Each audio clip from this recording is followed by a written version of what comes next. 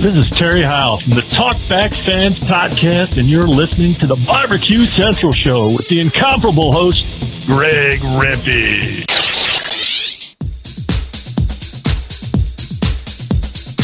Happy to have you aboard here for the really big barbecue show. Boing.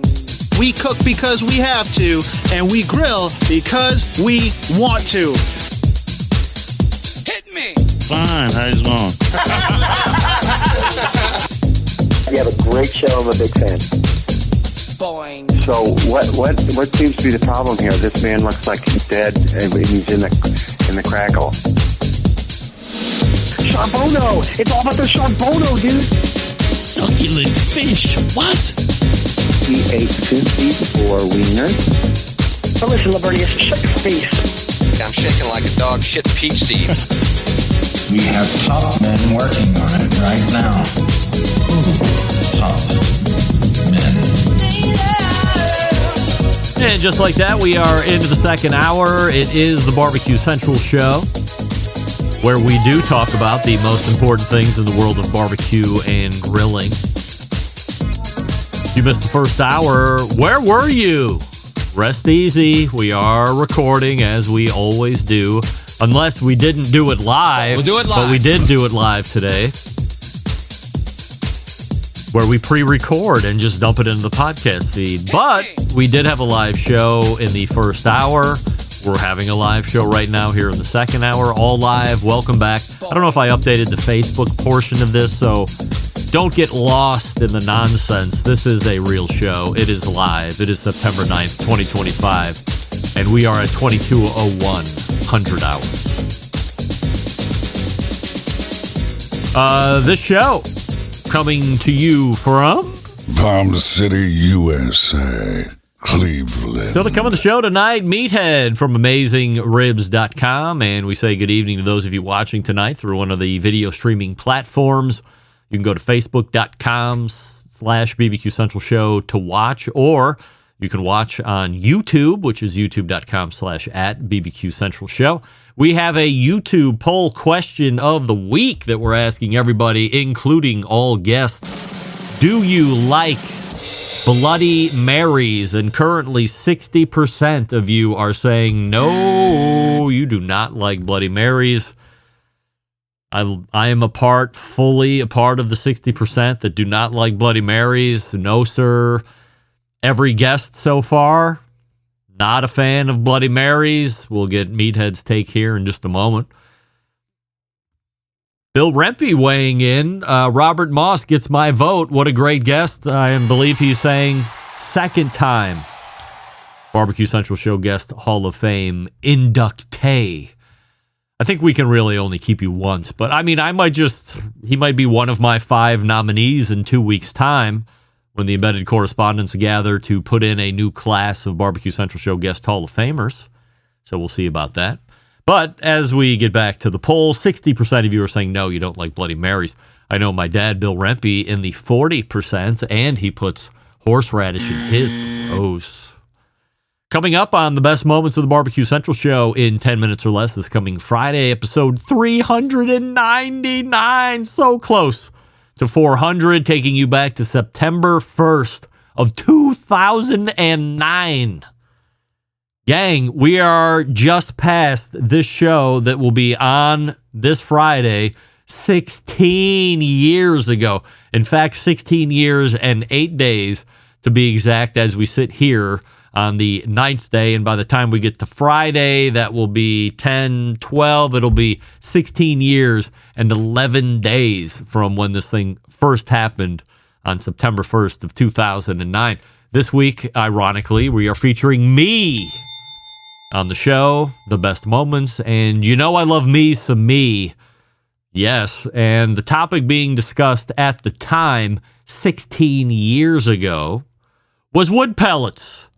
But what specifically about wood pellets were we talking about 16 years ago? We were specifically talking about Traeger wood pellets. But why were we specifically talking about Traeger wood pellets specifically?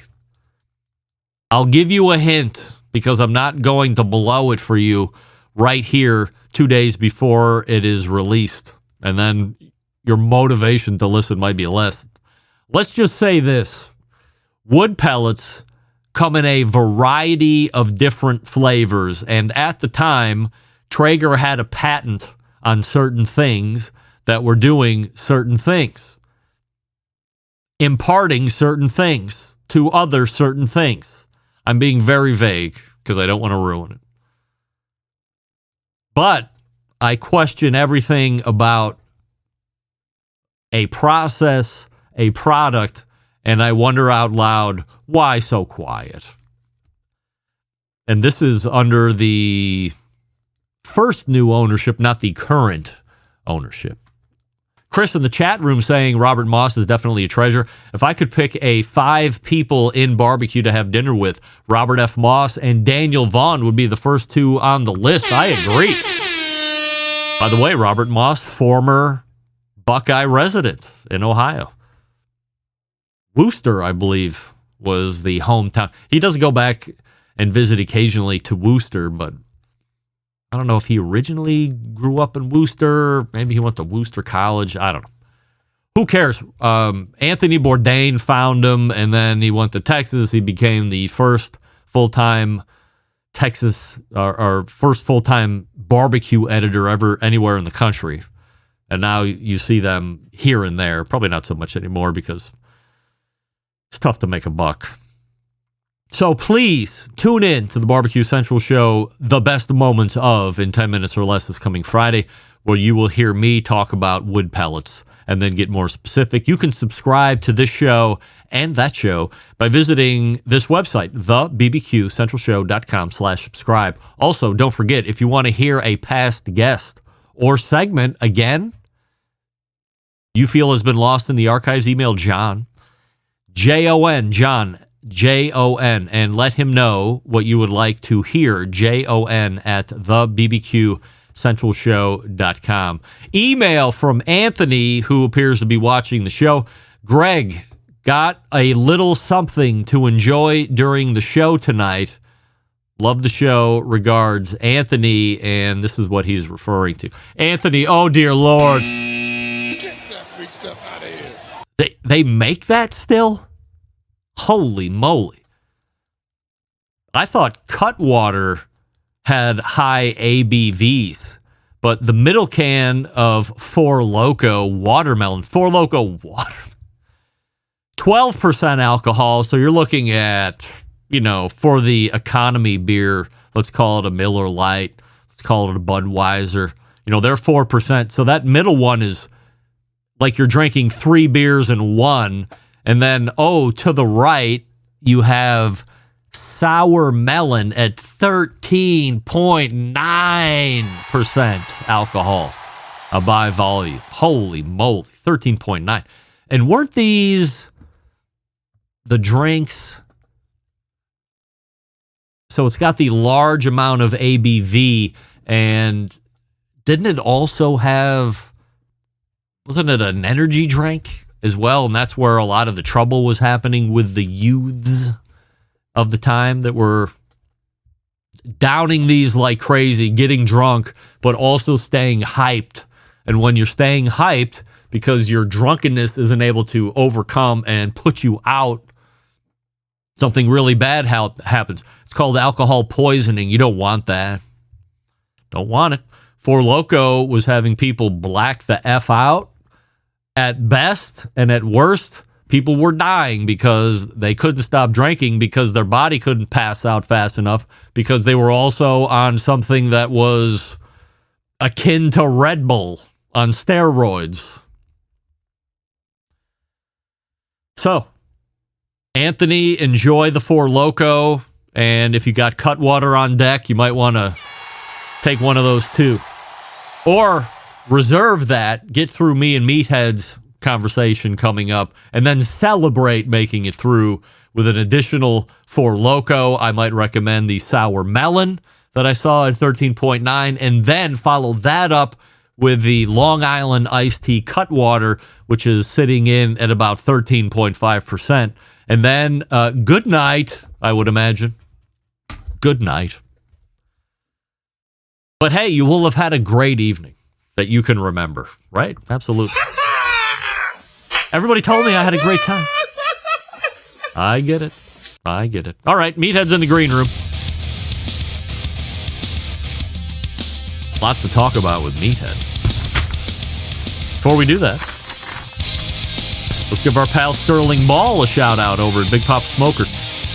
Whether you're chasing grand championships or aiming to impress your next backyard cookout, Big Pop Smokers has rubs that deliver results, trusted by competition pros, weekend grillers alike, the award-winning lineup like Sweet Money, Competition Brisket and Steak, Cash Cow, Cattle Prod. How about Desert Gold? How about Little Louis Seasoned Salt?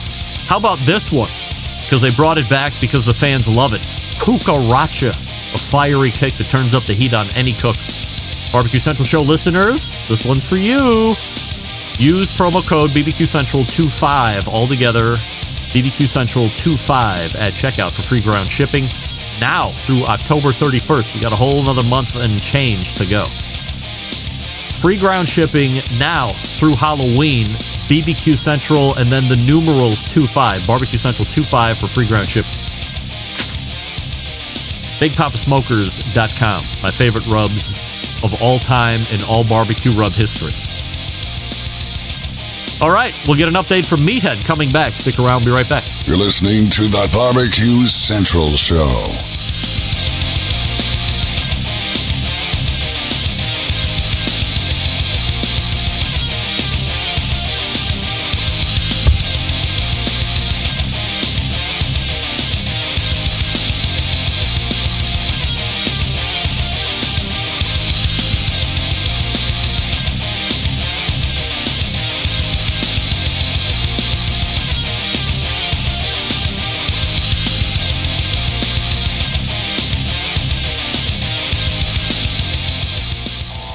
Howard Stern, Jim Rome, Dan Patrick, and Greg Rempe. The Mountain Rushmore of talk show entertainment. Now, let's get back to the Barbecue Central Show. Okay, welcome back. This portion of the show being brought to you by Pit Barrel Cooker, the most unbelievable outdoor cooking device on the planet. Visit pitbarrelcooker.com and tell them the Barbecue Central Show sent you. Before we get to Meathead, I have to address this. David Yule. Wooster does not rhyme with rooster. Unfortunately, it's more like Worcester and always the college of, not Worcester College. David, do you live in Worcester? Do you live in Ohio? I live in Ohio. I live an hour away from Worcester. It's called Worcester. We don't have to argue about it. It's the college of or Worcester College. Who cares? It's crappy Division III school. Take them. Beat it. It's Worcester. I know it's Worcester. I live here. I have friends that live in Worcester. I will confirm with Daniel Vaughn next week if it is Worcester or not. And by the way, David, if it's not Worcester, A, I've been saying it wrong for however the fuck long I've lived here in Ohio, number one. And number two, I will apologize on the show because I am the bigger man. My next guest has created the most heavily trafficked barbecue and grilling website ever in the universe. And we've not talked to him, if you can believe it, for 6 months. He's alive, and he's Meathead. Hey. I believe it's Worcester. Oh, you're thinking about Worcester, Mass. That's possible. I'm thinking about Worcester, Ohio.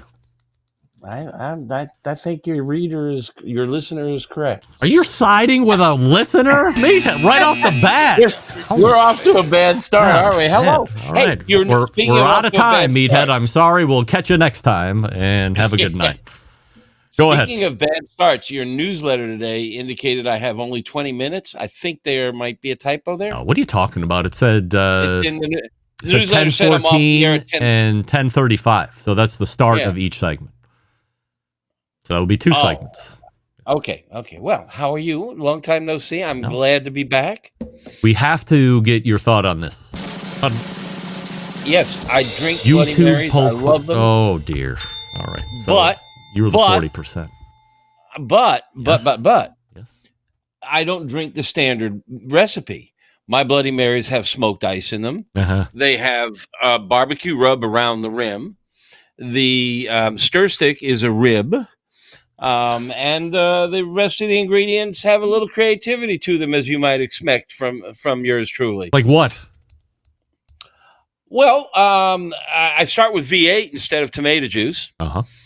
And I a lot of them use lemon. I prefer lime. And the barbecue rub around the rim, I throw some of that in the mix. Yeah. So there's it's a canvas. You can play with it. I like them. What's going on with your look? You look, please. I combed my hair for a change. I'm not trying to be rude, but I mean, you look younger.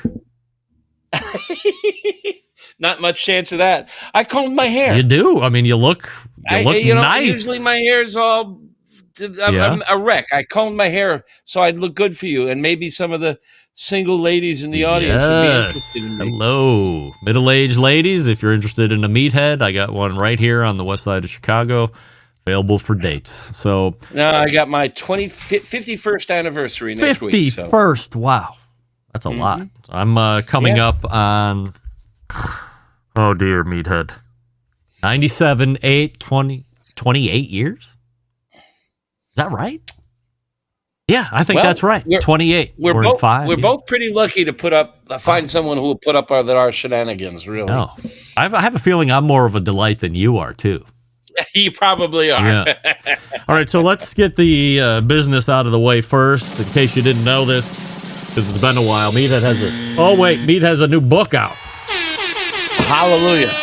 There it is, the Meathead Methods, and who cares about that? All the way at the bottom, there's a wonderful blurb by yours truly talking about what a great guy Meathead is and how great the book is, which of course it is. So I'm grateful. Let's start from the beginning. It's out. It is amongst hands of pretty much anybody that'll read a live fire cookbook, an educational book at this point, as we are now just in the beginnings of September of 2025, closing Q3 and opening Q4 next month. How do we know how well the book is doing at this point? I don't know, but there are ways to find out. You can go to Amazon and look it up. There are some sales records there. There's also some comparison information there, but I don't obsess about it. I know it's a good book. I know that people are buying it because I hear from people about it. I don't know how many. I do know my last book. I haven't looked it up lately, but there's also auditing services out there. And my publisher sometimes shares that information. Well, I get that on my royalty statement. My royalty statement tells me how many copies have sold. The last book, the first book, Meathead, The Science of Great Barbecue and Grilling, has surpassed 250,000 copies, which most cookbooks, if you do 10 to 20, you're doing great. 250 is really quite unusual. Very happy. I don't know if this book will make it that far, but it's a good book and it's worth getting. All right. So can you like readjust your microphone so it's pointed at your mouth? Looks like it's pointed down at the ground. Yeah. There we go.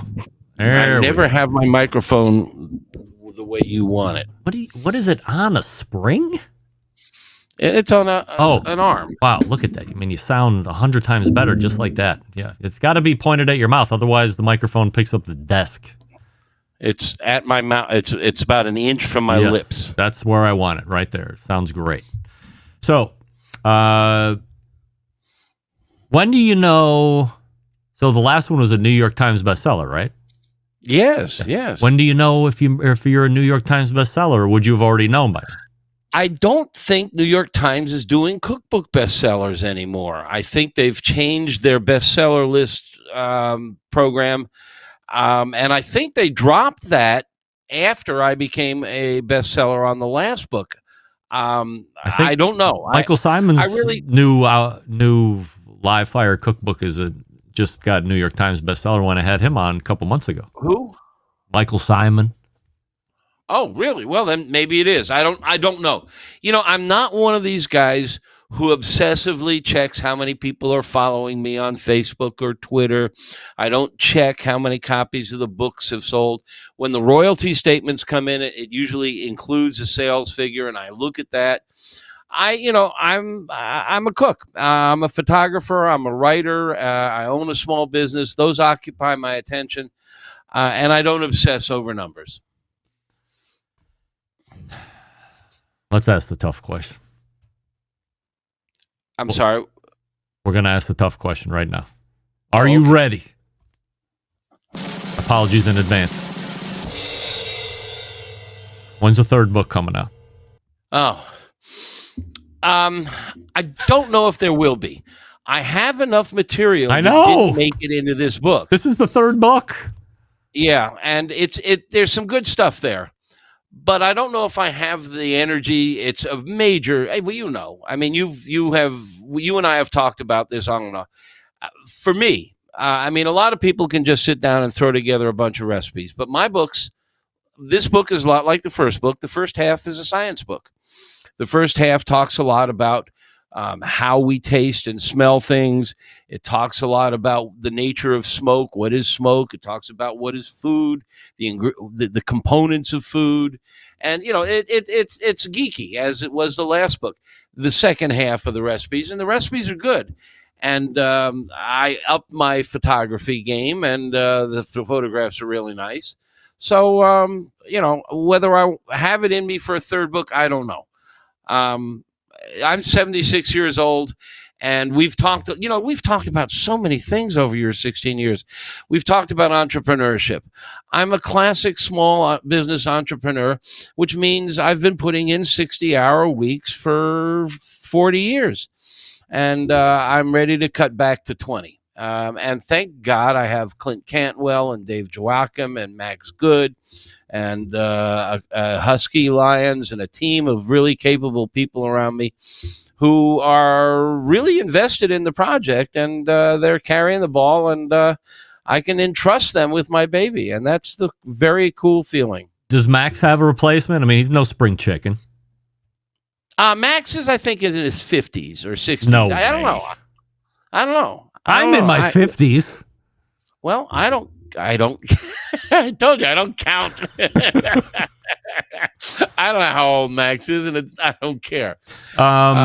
So I'm sure if Max ever retired and we advertised we're looking for somebody to test grills full time and make a decent living at it, we'd have no shortage of applicants. No, the run will be on the email without a shadow of a doubt. Yeah. So I didn't want you to write the second book, and you didn't want to write it. But I think now, because there is all of this, the other book is written. I think there's some cobbling. It could probably be more of an editor's project than anything else. And I have a title for it. Meathead, the best of the rest. It's the best. No, I have a title for it. It's a lot of it is personal opinion about and philosophy, and its working title is the Meathead Manifesto. But even better. The way you put a book together is you can. I've had a lot of people write for me over the years. You recall I had Wine Pup magazine many years ago. And I've coached a lot of writers, and the technique I teach is sit down at the keyboard and just barf up whatever comes to mind. Just throw it on the screen. Don't worry about editing it, polishing it, organizing it, cut and pasting. Get it all up. Once you get it all up, then you go back and you start to massage it and sculpt it. And that's very difficult because a book is different than a website. If you go to Google and you search for how do I cook brisket, it may take you to our website and you land on that page, and then there are links that take you over to the Texas Crutch. There's links that take you over to the Rub, links that take you over to Resting. It's hyperlinking. A book has a beginning, a middle, and an end. It has to flow. It has to be organized. And doing that is the craft of writing a book. And that's what makes a good book. And that's what makes it easy to read and to learn from. And books are better for learning than websites. So that's a big, big project. And there's a chance I'll do it. There's a chance I won't. I don't know. I've got a lot of other things that I want to do with my life. I want to do more traveling. You may recall that I train puppies for the blind. I have a new puppy coming in 2 weeks. That's a lot of fun and very time consuming. We're taking, there's this concept that I've been hearing about. It's called a vacation. Have you been on a vacation? I'm going to try a vacation this next. Meathead, you've been saying Friday. You've been trying a vacation for like 2 years. We're leaving on Friday. We're driving around Lake Michigan. We're going to circumnavigate Lake Michigan. You're going to go try some of the best peaches in the world. Oh God, Red Havens from Michigan are just unparalleled. Unfortunately, the season is done. But I'll get some cherry pie up in Door County. Even though the cherry season is over, the pies are frozen. They're fantastic, and there's a couple of really good old fish smokehouses around the lake still, and I plan to hit at least one of those, and just enjoy myself with my wife. Well, you deserve it. I'm gonna have fun. I haven't seen you in a while. When are you coming back to town? The volleyball team is breaking up, isn't it? That's been over for a good couple of years. Yeah. So I might. Greg used to come to Chicago on occasion because his daughters played volleyball, and there were big championships and competitions, and we had some good meals together when the volleyball crew was going. We might be coming up again mid-December for the Christmas bar pop-ups. We had such a great time last year. We're going to come back. In Wrigleyville, a bunch of those places turn into full-time Christmas bars, and we had such a great time. We had a long weekend there. We couldn't link up for whatever reason last year. I forget what the holdup was, but we had such a good time. We're bringing Bobby and her boyfriend and Maddie and her boyfriend. We're going to have a whole time. I've had the pleasure of meeting both of them when they were young. That's right. So I wanted this. We were talking about the third book. There was another question I was going to ask you, and now I'm not going to be able to remember it. So wait!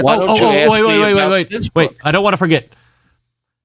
Do you know something about Gold Bud peaches? Gold Bud peaches? Yeah. I don't. I'm a peach aficionado. I just bought something called Autumn Joy, which is pretty nice. They're huge. They're the size of baseballs. But Red Havens, I really am a peach lover. I'm not an expert by any means, but I'm an aficionado. And I've had Georgia peaches. I've had North Carolina. South Carolina actually makes more than Georgia does, I believe. But most fruits do best in cold climate. That's why wine is best from cool climates. Because during the daytime, it's warm enough for them to get lots of sugar and ripen. But at night, it's cool, and so it doesn't burn off the sugar or the acidity, so they retain it. And you get this great sugar-acid balance. And the Red Havens from the lower half of Michigan are the best I've ever tasted. And I've had my fill this summer. They're just brilliant. So according to Stephen Reichlin, there's something called a Gold Bud peach, which, according to Google, it's in Placerville, California. I don't know. So it sounds like Central Valley, I think. They're getting probably planed into Martha's Vineyard. They're not indigenous there in Martha's Vineyard. And he said on this show, hold on to your hat, Meathead, that these peaches cost $10 a piece. Oh, my God. He's addicted to them. And I said, wow, it sounds like cocaine would be a less expensive habit. What's the name again? Gold Bud peaches. So I haven't done any further investigating other than I'm just taking Stephen for his word. And I immediately exclude myself from even considering a Gold Bud peaches. I couldn't possibly pay $10 for a peach. I'm one of these loonies. I mean, I once paid a fortune for medjool dates from Morocco. Oh, really? Just the shipping alone was deadly. But when I hear of something that's supposed to be brilliant, I'll pay for it. I've got to try it. I've got to set my benchmark. I've got to know what the best is. So if I can find some, I'll order one tomorrow. You got a line into Stephen Reichlin, I would imagine, right? You can connect with him immediately. Yeah, we're both members of the Hall of Fame, and we've exchanged content for each other's websites, and maybe touch base with him and say, hey, I was talking to Greg on the show. He had mentioned you talked about these find out. Gold Bud peaches. Is that correct? And then he said, you mentioned $10 a peach. Is that right? Make sure that I'm right, because I didn't. I was like, holy moly. And then if you get your hands on them, I couldn't possibly wait to get your review on a Gold Bud peach that might be somewhere between, $10, maybe a little more, maybe a little less. It's on the docket. I'm on it. All right. So let's talk about Meathead's new book, The Meathead Method. Well, there's a lot of fun stuff in there. There are a lot of methods and techniques that are pretty standard barbecue methods.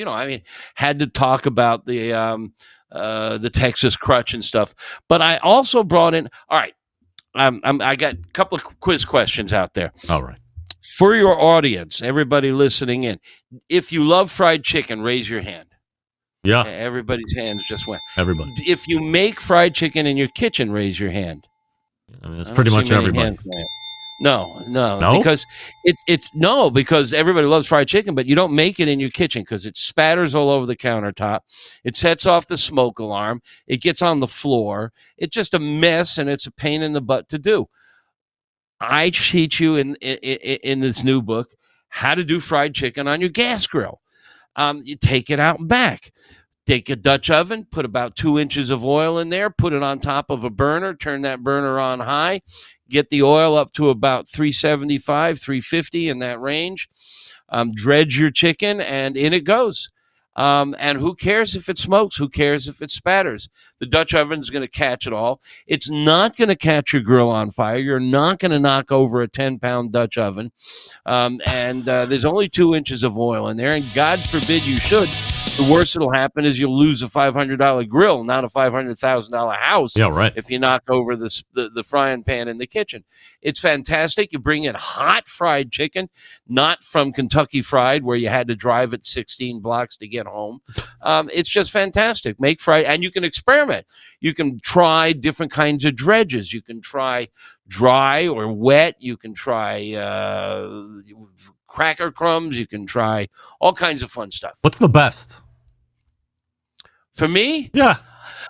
I got to tell you, I often just like to moisten the chicken with a little water on my hands and roll it around in flour once. Now, sometimes I'll do a dip into milk. You can use buttermilk, but just plain old milk or water will do, and go back into the flour twice to build a better coat. That's just really good, It's not the big, thick, crackling, hard coat, but it's just delightful that way. You can use an egg wash in the center step. You go flour, egg, flour, or flour, egg, panko, or flour, egg, breadcrumbs, or flour, egg, Cheetos, or there's a lot of ways to do it, and it's a lot of fun. All right, so get the fried chicken out of the house and put it on the grill. Put it in the Dutch oven. Fried chicken shallow is now fry, a barbecue project. Yeah, shallow fry. Fried chicken's now barbecue. Right. And there's no worry that your grill's not going to get hot enough to get the oil hot enough? No. Yeah. Oh, it gets the oil. The gas grill will get it plenty hot. Yeah. And when it's done, you don't want to crowd the pot. You take it out and you put it over on the other side of the grill, the indirect side, and it stays warm over there and it drips. So it's fine. How about another one? Wait, can you do it on a charcoal grill? You can, but it's a little easier to control the temp on a gas grill. All right. You want that temp in the 350 to 375 range for almost all deep frying. So even if you're doing fried zucchini or green onions or onions, onion rings, or green tomatoes, my wife just brought in a bunch of green tomatoes. We'll do them this week. Take it outside. All right. What else? Okay. Another quiz. Who loves Chinese food? Everybody raise your hand. Yeah. I love MSG. Yeah. Everybody loves Chinese food. And you make it at home. People do make Chinese food. And it turns out pretty good. No. Nobody makes Chinese food at home, Meathead. Zero people. Yeah. No way. Oh, I've done hey Greg, I've done this quiz in front of live audiences. The hands go up. They're lying. It's easy to do in a frying pan. but it's not as good as coming out of your neighborhood Chinese joint. Yeah.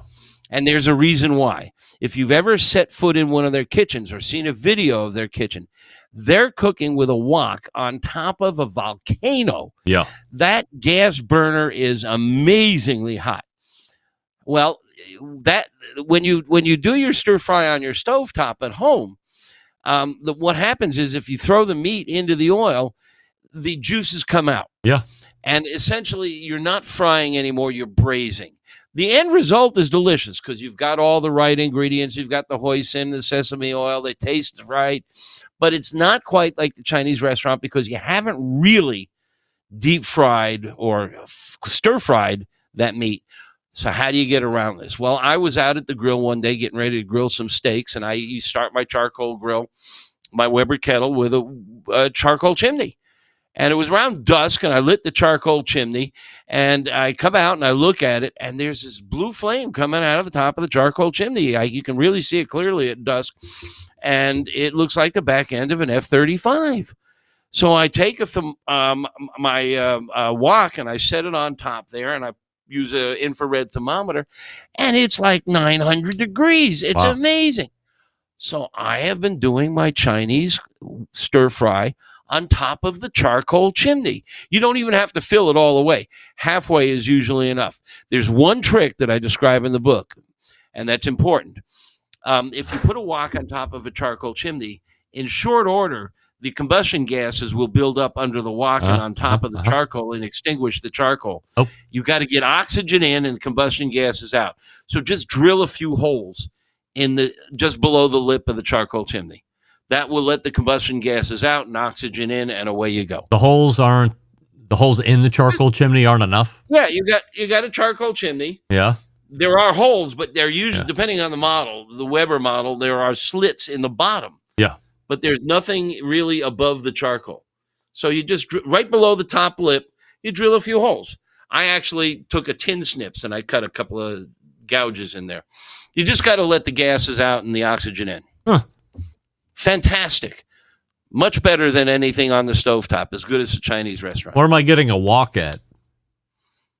Oh, gosh, they're all over. Your cooking supply stores, you know who I got a really nice wok that's relatively nonstick from Milk Street. They have a catalog online. Milk Street, I forget the exact address, but it's a really nice wok, and you get a special wok handle, and there are tons of Chinese recipe cookbooks out there.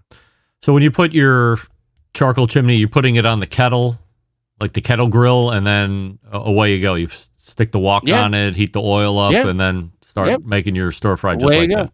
The trick to Chinese cooking is mise en place. That is, be ready. You got to get a tray, and you got to have the eggs, you got to have the sesame oil, you got to have the scallions, the onions, the meat, and you got to have them all prepped. Everything gets chopped and prepped and put it in its own bowl.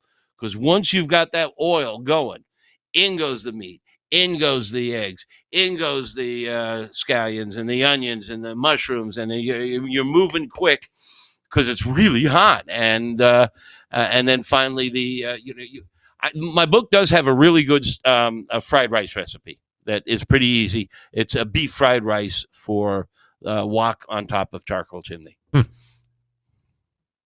Give me one other treat in this. Wait. I think I bookmarked it. Ha! As I was... You actually read some of it? I know. Believe it or not. This caught my eye. I said, well, for as many great pictures, as many great recipes, as many great anecdotes and science and all this other nonsense, this is the one... if for no other reason you bought this book, this is the most important thing. On page 66, why smoke gets in your eyes. You think you're the most unlucky bastard around a fire, but really there's something to it. Yes. You're off center. There it is. Well, you know this when you start grilling, and the smoke is going up, and then it starts blowing in your eyes. and you walk around to the other side, and it follows you. And Yes. it's blowing in your eyes. And I realized that this is not just something weird. There's got to be a reason for this. So I went to my physicist, Dr. Greg Blonder. He teaches at Boston University, and he's been my science consultant for years. And he had the explanation. He says the same phenomenon if you look at pilings in a pier, and you can see how the water hits the pilings and wraps around and creates this vortex on the backside. Same thing's happening. You are like the piling, and you create a vortex, and the smoke is drawn to the vortex. And so it's not just your imagination.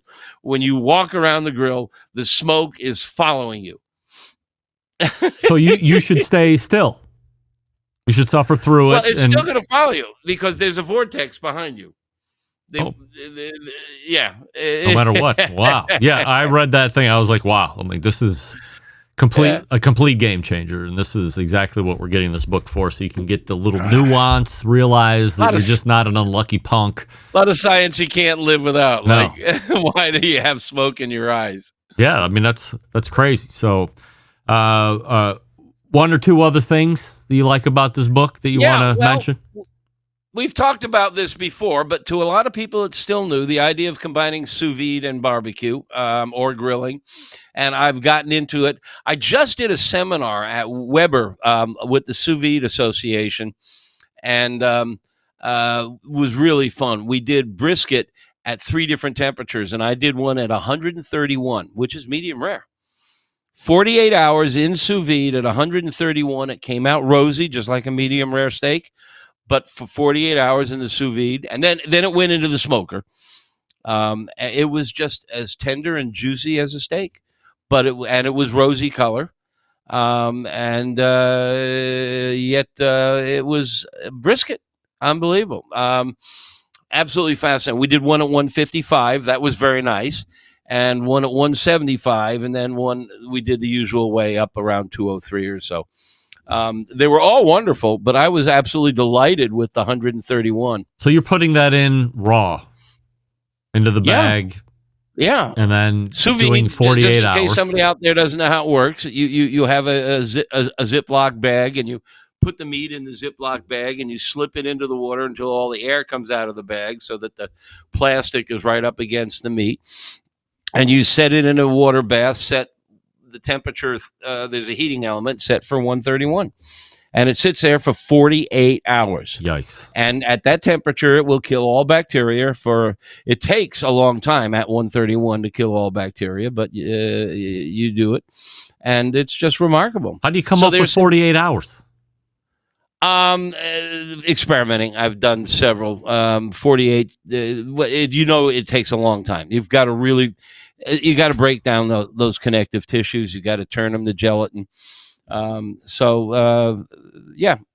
just a lot of fun. So then it comes out of the bag, and then you season it, and then you put it on the smoker? Yep. Yeah. For how long? You salt it before it goes in the bag. Yeah, of course.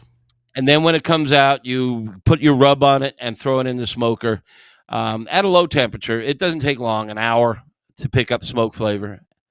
It looks and tastes like brisket. All right, let me get your take on this. I had months ago, if I asked you this, and I forgot that I asked you, just stop me. I had the guy that owns Grill Blazer. You familiar? It's the propane I've heard of it. charcoal starter thing. So he makes the one that starts a charcoal grill, and then he makes the smaller version. It's called the sous vide gun. And it's made specifically certain ways so like the raw propane doesn't drip out of the gun and get on your steak, whatever, cause off taste, whatever. His thing is this. Raw meat, fire up the sous vide gun, boom. Sear the raw steak up front. Get it all seared up, and then into the sous vide bag, and then hour per inch of steak in thickness, put it in that way, and it greatly reduces the purge that you find otherwise doing it in reverse order. Do you agree with that? I've played with the before and after sear, and I have not measured the purge. I'm probably going to be doing that kind of experiment coming up soon. the Sous Vide Association's having a conference, and I've suggested we do this kind of thing for the conference. So, but my experience with searing before the bag is that a lot of the compounds that are in the sear do come out in the purge. Sous vide makes very tender, very juicy meat, but it is not a magical searing method. There's a lot of liquid in the bag when you're done. Yeah. A lot of purge. I prefer to sear it afterwards because the Maillard reaction, the sear and the crust are very important parts of the taste for me. So maybe he's searing before and after. I don't know. No. He's got a whole video on it. He uses the gun right up front. Right off the bat. Yeah. Right off the bat, I want crust. I want the surface dry and sizzling and crust. So I would sear it again after. And people who follow me may know, we talk about it in the book, I like to sear on top of a charcoal chimney. Those charcoal chimneys, man, they put out a lot of heat. I just put a rack from my Weber kettle on top of the charcoal chimney and take the steak and throw it on top of the charcoal chimney. And there's some famous pictures of me doing it with 3 charcoal chimneys floating around out there. So there's another fun thing that I play with in this book, and that's koji. And you and I have had some great experience with koji. There's a deli not far from you. Oh God, help me! I'm Larder Delicatessen on West 29th Street. Jeremy Umansky, proprietor. Right. And he uses koji on so many things. Now he does it the hard way. He does it from the beginning, but there's a shortcut that works pretty darn well that I describe in the book. I describe all 3, but I get deep into the simpler method. That's the method I recommend in the book, and that is starting with liquid koji rather than starting with rice and adding the koji is a mold. Koji is a mold, and don't freak out. I mean, mold is in a lot of your foods. It's in blue cheese. Yeast is used in making wine and beer. And koji is used to make soy sauce, and a lot of Asian foods use koji. And it starts with rice and these mold spores, and you can get just a bottle of the liquid that comes out of this process. And if you throw a chicken breast or a steak in there, just for half an hour to an hour, it really amps up the umami. Now, it will change the flavor slightly. Some people don't like it at all. Some people like it a lot. Greg and I went to the deli, Jerry Mansky's deli, and Jerry wrote a book on koji, by the way, and he probably knows more about it than anybody. And we had, what did we have, Greg? We had pastrami. What did we have? Yeah, right. Everything had some form of koji or some amount of koji on it, and the ones that were held longer. I mean, there were vast flavor differences going across that meat board, the likes that you probably don't get in a lot of places. And some things work better than others. Sure. But think of it as just another way of flavoring food. So I talk about koji in the new book. Here's one that's interesting. Everybody says when you put a burger on a grill, don't smash it. Now, I'm not talking about a griddle. I'm not talking about smash burgers. I'm talking about, 6 to 8 ounce pub burger or a steakhouse burger. You throw it on a charcoal or a gas grill with flame. They all tell you don't smash it.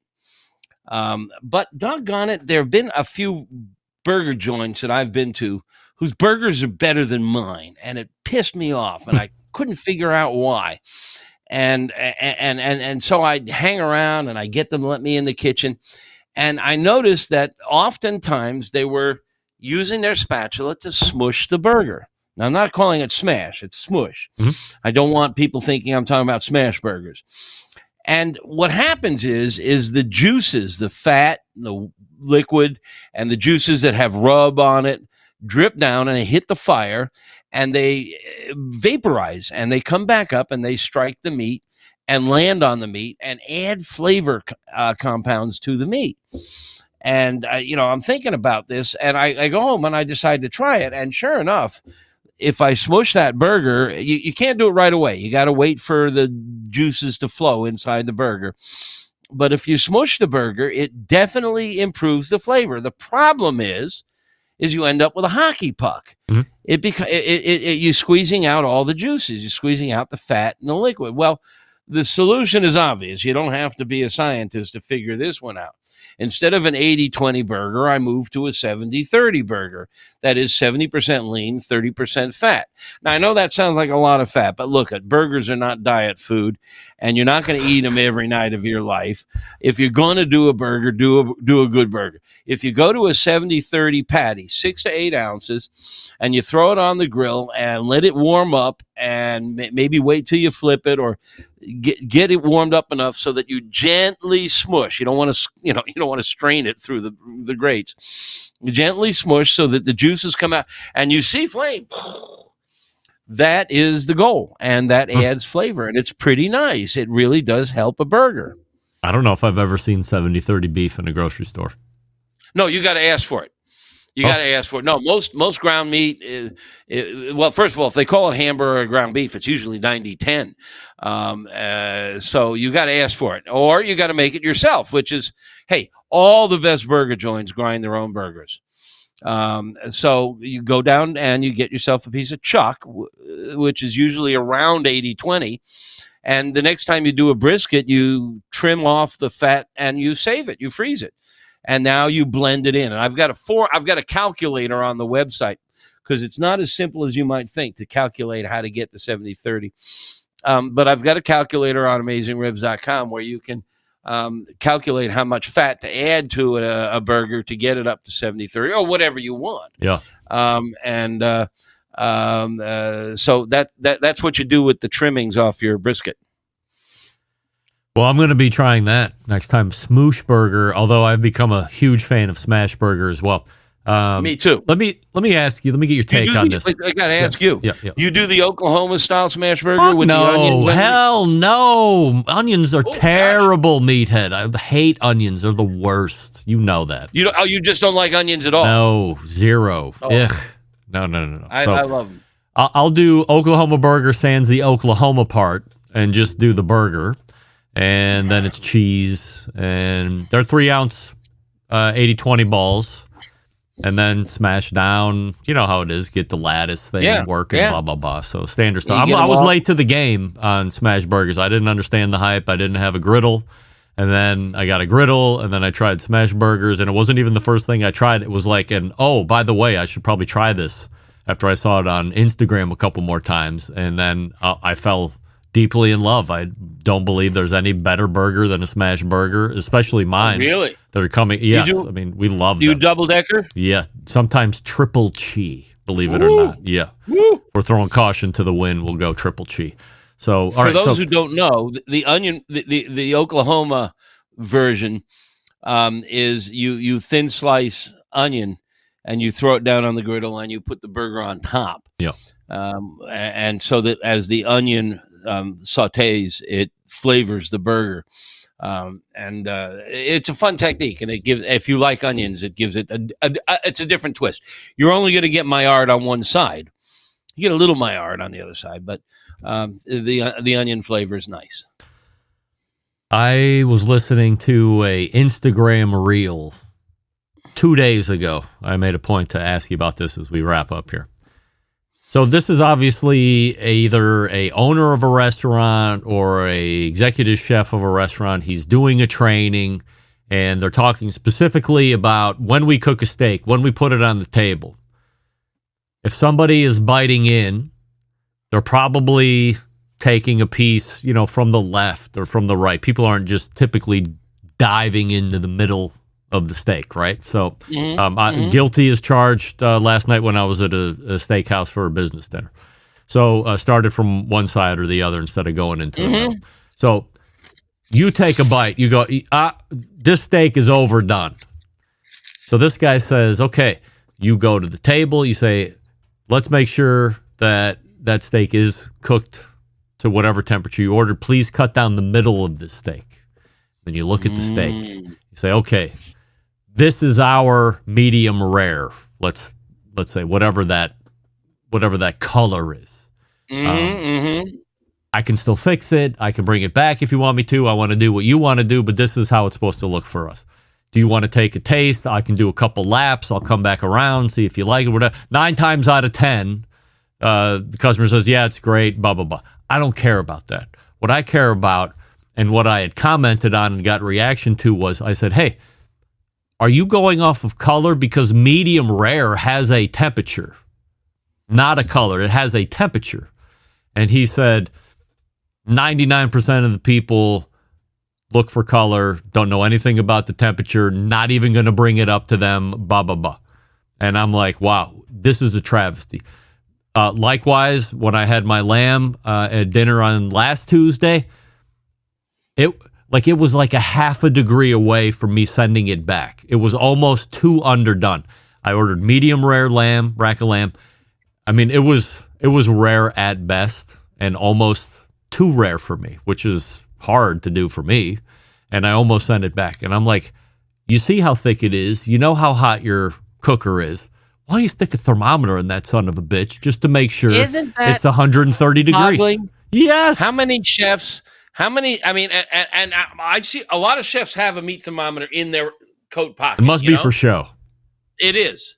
I mean, really. And I specify if I'm ordering steak or lamb, I'll specify, say I want 130 to 135, medium rare. And I'll specify a number. But that's a really interesting point I never thought about because you are cutting from the edge.